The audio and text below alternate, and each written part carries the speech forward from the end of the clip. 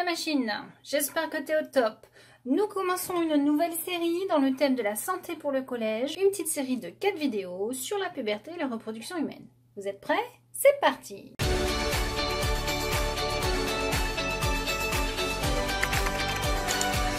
La puberté, c'est la période de la vie où un individu devient capable de se reproduire. Pendant cette période, on observe des changements physiques, psychologiques, et l'appareil reproducteur devient mature, c'est-à-dire qu'on devient capable d'avoir des enfants. Donc avant la puberté, on a des caractères sexuels dits primaires. Chez la fille, ça va être le fait d'avoir un organe génital externe, la vulve, et à l'intérieur du corps, un appareil génital donc interne, constitué de 2 glandes génitales, les ovaires et d'un utérus. Chez le garçon, l'organe génital externe, c'est le pénis, et 2 glandes génitales, les testicules qui sont dans les bourses. Pendant la période de puberté, des caractères sexuels secondaires vont apparaître. Pourquoi secondaires? Parce qu'ils arrivent dans un second temps, dans une seconde partie de la vie. Chez les filles, on va avoir le développement de la poitrine, le développement de la vulve, l'apparition de la pilosité sur les aisselles et le pubis. Alors, pilosité, ça veut dire poil. La croissance avec l'écartement des hanches et l'apparition des premières règles. Chez le garçon, on va avoir développement du pénis, une pilosité développée au niveau des aisselles, c'est-à-dire sous les bras, du pubis, c'est-à-dire au-dessus du sexe, sur le torse et au niveau du visage avec la barbe et la moustache. On va avoir bien sûr un pic de croissance, un développement de la musculature, une mue de la voix et ce qu'on appelle les pollutions nocturnes. Les pollutions nocturnes, ce sont les premières éjaculations qui ont lieu la nuit, pendant que les garçons dorment. Et c'est le signal pour eux que les testicules sont fonctionnels et qu'ils fabriquent des spermatozoïdes. Alors que chez la fille, le signal que les ovaires sont matures et produisent des ovules et que l'utérus est prêt à accueillir un bébé, c'est l'apparition des premières règles. Donc si on reprend la définition du mot puberté, période de la vie où un individu devient capable de se reproduire. Pendant cette période, on observe des changements physiques, donc l'apparition des caractères sexuels secondaires, psychologique. Alors vous le savez, hein, à cette époque-là, vous êtes tout le temps en contradiction avec vos parents, avec les copains, vous êtes toujours un pétard, c'est normal. Et enfin, donc l'appareil reproducteur devient mature. Donc justement, maintenant on va s'intéresser aux appareils reproducteurs et on va commencer par celui du garçon.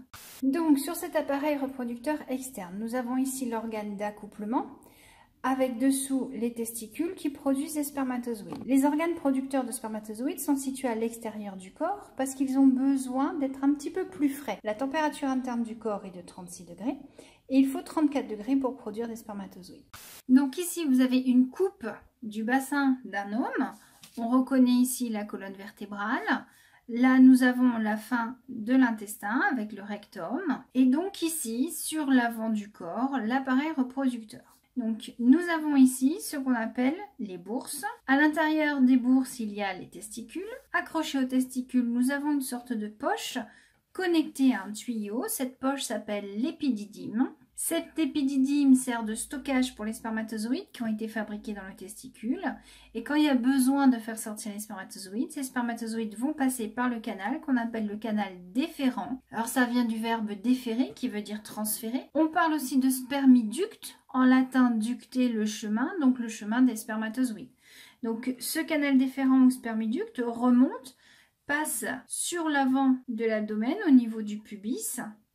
Donc cet os ici qui maintient l'appareil reproducteur. Il va passer par-dessus la vessie, donc cette poche ici marron, c'est la vessie. Le canal déférent va venir se connecter au tuyau d'évacuation de la vessie. Et la jonction de ces 2 tuyaux va donner un seul tuyau qui évacue donc soit l'urine, soit les spermatozoïdes. Alors vous voyez qu'à l'arrivée des spermatozoïdes, il y a 2 éléments ici. C'est ce qu'on appelle la vésicule séminale et la prostate.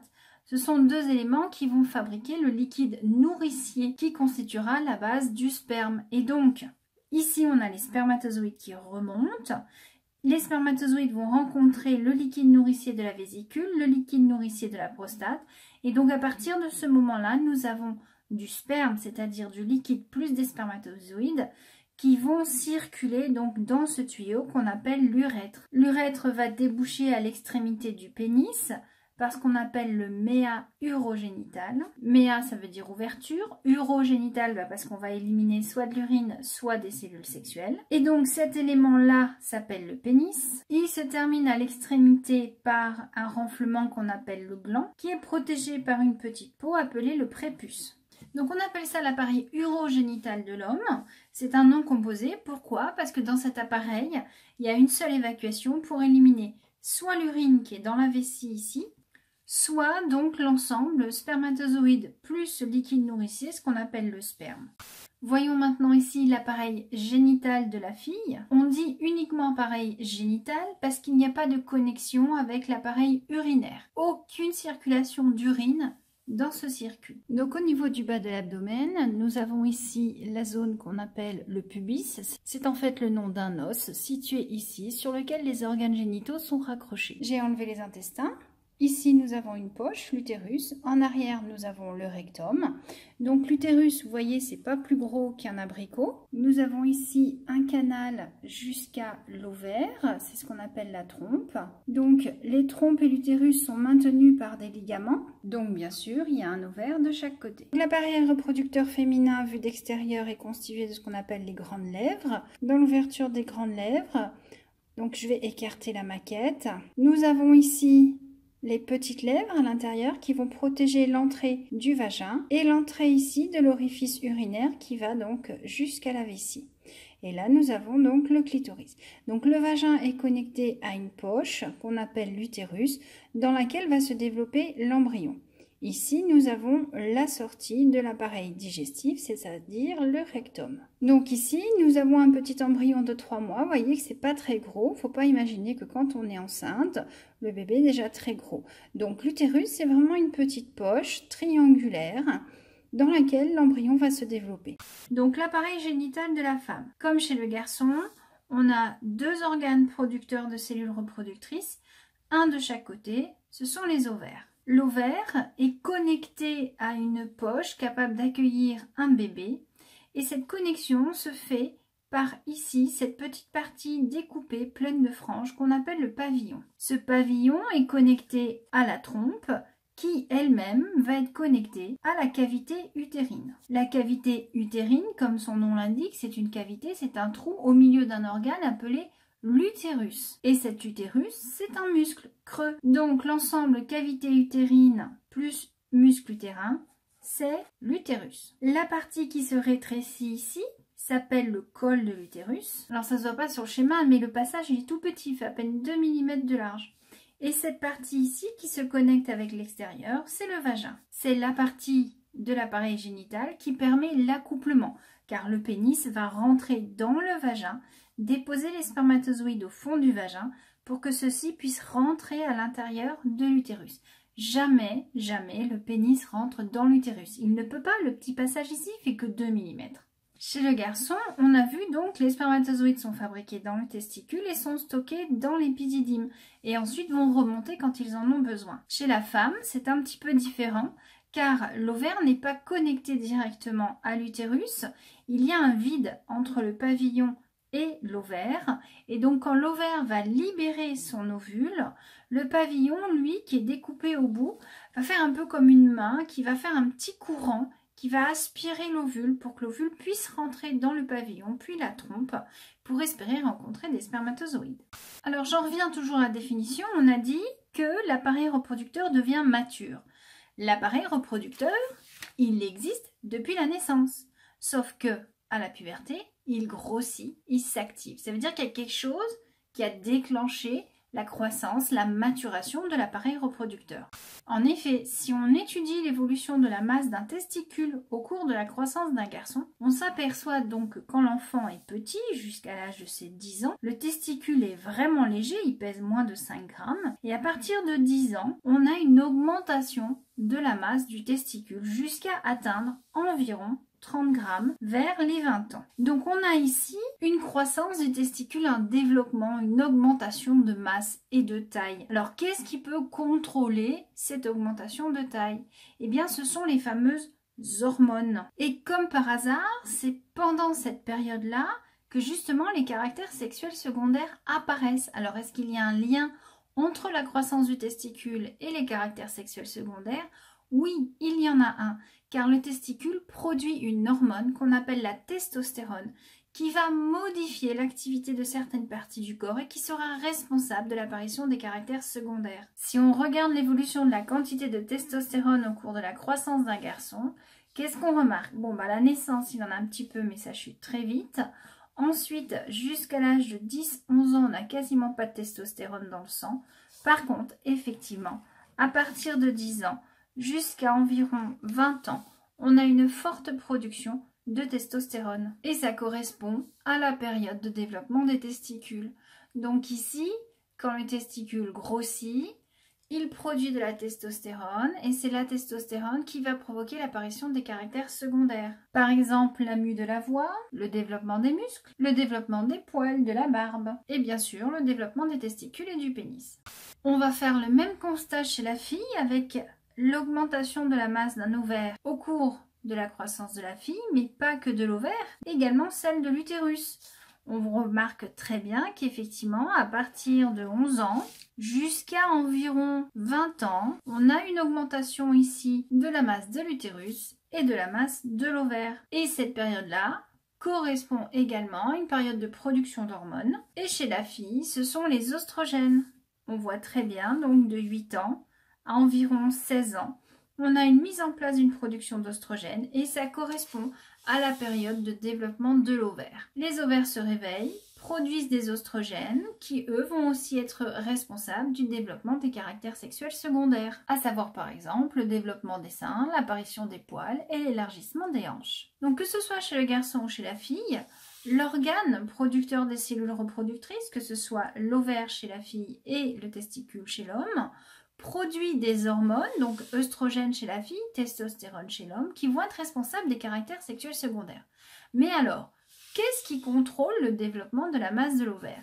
Eh bien, c'est une autre hormone qui est produite par votre cerveau.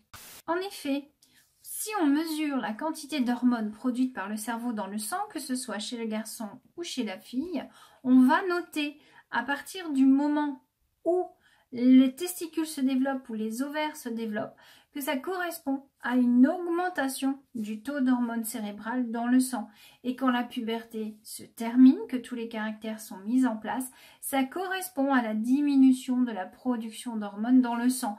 On a un taux d'hormones qui devient stable, environ 4 unités arbitraires chez le garçon et la même chose chez la fille. Donc, on grandit, on vit, notre cerveau se réveille vers 10-11 ans, produit une hormone qui va aller réveiller testicules et ovaires qui vont grossir et à leur tour qui vont fabriquer des hormones pour modifier le corps. Ces hormones cérébrales, c'est-à-dire qui proviennent du cerveau, sont produites par une toute petite glande du cerveau qui s'appelle l'hypophyse, située à la base du cerveau. Donc à retenir, la définition d'une hormone. Une hormone est libérée par un organe pour agir sur un organe cible. C'est une substance chimique. Vous avez donc un organe producteur d'hormones, une circulation sanguine et un organe cible, c'est-à-dire un organe que l'on veut contrôler. Comme les deux ne sont pas connectés par un nerf, il n'y a pas d'information qui peut passer, et bien l'organe producteur d'hormones va libérer l'hormone dans le sang, qui elle va circuler avec le sang et va aller se fixer sur l'organe cible pour provoquer donc un changement. Et donc dans le cas de l'appareil reproducteur, l'organe producteur d'hormones, c'est l'hypophyse. Elle va libérer des hormones cérébrales qui vont circuler dans le sang jusqu'aux ovaires ou aux testicules, qui vont libérer à leur tour des hormones provoquant un changement physique. Donc chez le garçon, à la base du cerveau, on a cette glande hypophyse qui est constituée de deux parties. C'est la partie antérieure qui nous intéresse. Elle va libérer donc une hormone qui va agir sur le testicule. En fait, il y en a deux hormones, on les appelle les LH et les FSH. Elles vont donc stimuler le testicule qui à son tour va fabriquer de la testostérone qui va agir elle-même sur le testicule, mais qui va également provoquer l'apparition des caractères sexuels secondaires. Même chose chez la fille, la partie antérieure de l'hypophyse va libérer des hormones LH et FSH qui vont aller stimuler l'ovaire. L'ovaire à ce moment-là va produire des oestrogènes plus de la progestérone, c'est une autre hormone. Ces deux hormones vont aller stimuler l'utérus pour qu'il se développe, mais ces hormones vont également agir sur l'ovaire lui-même et ces hormones vont également agir sur l'apparition des caractères sexuels secondaires. Alors ça va principalement être les oestrogènes. Donc en fait, les hormones contrôlent le fonctionnement de l'appareil reproducteur. Alors chez le garçon, l'appareil reproducteur fonctionne en permanence. Chez les filles, il y a un phénomène cyclique. C'est-à-dire qu'en moyenne, tous les 28 à 30 jours, la jeune fille elle a des règles pendant 4 à 5 jours. Les règles, c'est quoi? Ce sont les vaisseaux qui sont à l'intérieur de l'utérus, c'est-à-dire des petits vaisseaux situés ici sur le muscle qui vont se développer et qui ont pour but de nourrir un bébé si un bébé vient s'accrocher. Donc ces vaisseaux sanguins, s'ils n'ont pas été utilisés parce qu'il n'y a pas eu de bébé ce mois-ci, ces vaisseaux sanguins vont se détruire et vont couler. C'est ce qu'on appelle donc les règles. Et les règles, donc, ça dure en moyenne 5 jours. Ici, vous avez l'axe des temps, 0 à 28 jours. Donc, durant les premiers jours du cycle, on a les règles, c'est-à-dire que l'épaisseur des vaisseaux sanguins diminue parce que les vaisseaux se détruisent jusqu'à atteindre leur minimum, les saignements s'arrêtent et les vaisseaux vont ensuite repousser et s'épaissir. Et donc, si au bout de 28 jours, il n'y a pas eu d'embryon qui s'est formé, il n'y a pas de bébé qui s'accroche, les vaisseaux vont être détruits. Ce sont les règles, donc l'épaisseur de ces vaisseaux diminue puisqu'ils sont détruits principalement par le haut. Et ensuite, on va refabriquer un petit nid douillet pour éventuellement un autre bébé le mois suivant. C'est ce que nous appelons le cycle de l'utérus. Et ce cycle de l'utérus est contrôlé donc par des hormones. Alors ici, vous avez plein d'hormones qui sont dessinées. On a l'œstradiol en bleu. Cette hormone, vous le voyez, son nom, œstradiol, fait partie de la famille des œstrogènes. Il est fabriqué par l'ovaire. Et vous avez donc une hormone en noir qui n'existe quasiment pas au début du cycle, mais qui, à la fin du cycle, est plus importante, c'est la progestérone. Et vous avez en rouge l'hormone FSH produite par l'hypophyse et en vert l'hormone LH produite par l'hypophyse. Donc qu'est-ce qui se passe? Au début du cycle, on n'a pas beaucoup de LH et de FSH. Par contre, arrivé au milieu du cycle, quand on a les vaisseaux sanguins qui commencent à être développés, quand on a le follicule qui contient le petit ovule, puisque le follicule, c'est un ensemble de cellules qui protègent un ovule. Quand ce follicule est suffisamment gros, que son ovule est suffisamment gros, l'ovule va sortir. C'est ce qu'on appelle l'ovulation. Donc, pendant la croissance folliculaire, on a une production d'oestrogène qui augmente parce qu'elle est produite par l'ovaire, donc par le follicule. Quand l'ovule sort du follicule, donc le follicule se trouve dans l'ovaire, on verra ça plus en détail dans la vidéo suivante, on a donc la quantité d'œstrogène qui diminue. Par contre, notre follicule a perdu son ovule, il se transforme en ce qu'on appelle le corps jaune. Alors, si on l'appelle corps jaune, c'est parce qu'il est vraiment jaune. Et c'est le corps jaune qui va produire la deuxième hormone, la progestérone. Et cette progestérone, elle va agir sur l'utérus pour obliger l'utérus à fabriquer des vaisseaux sanguins pour éventuellement accueillir un bébé. Normal, puisque l'ovule est sorti. Si l'ovule est fécondé par un spermatozoïde, il va bien falloir qu'il s'accroche quelque part. Donc, il faut des vaisseaux. Donc, à partir du moment où l'ovule est sorti, l'ovaire change d'hormone. Il ne fabrique plus beaucoup d'oestrogène, mais va fabriquer beaucoup de progestérone pour prévenir l'utérus que ça y est, l'ovule est sorti. Maintenant, il faut fabriquer beaucoup de vaisseaux sanguins. Et donc, bien sûr, tout ça est sous le contrôle des LH et des FSH. Et vous voyez que on a les deux pics d'hormones provenant du cerveau qui se passent au moment de l'ovulation. En fait, c'est le cerveau qui va provoquer la sortie de l'ovule en libérant une forte dose de ces deux hormones. Alors, je vous rassure, vous n'avez pas à maîtriser ça par cœur au collège, mais parfois, vous pouvez tomber sur ce genre de document. Donc, je me suis dit que ça pouvait être bien que je vous l'explique. Donc, je résume. Au début du cycle, nous avons 0 progestérone, un petit peu d'œstrogène, un petit peu de FSH et de LH. C'est les règles. Pendant ce temps-là, le follicule qui protège l'ovule grossit. On a quelques follicules qui se mettent en route tous les mois dans l'ovaire et il n'y en a qu'un seul qui va libérer son ovule.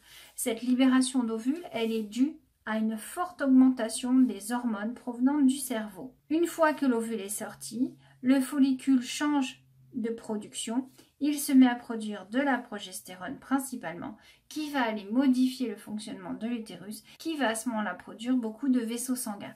Quand le corps jaune dégénère, qu'il est mort, eh bien l'utérus ne reçoit plus de progestérone, ça va être le signal des règles.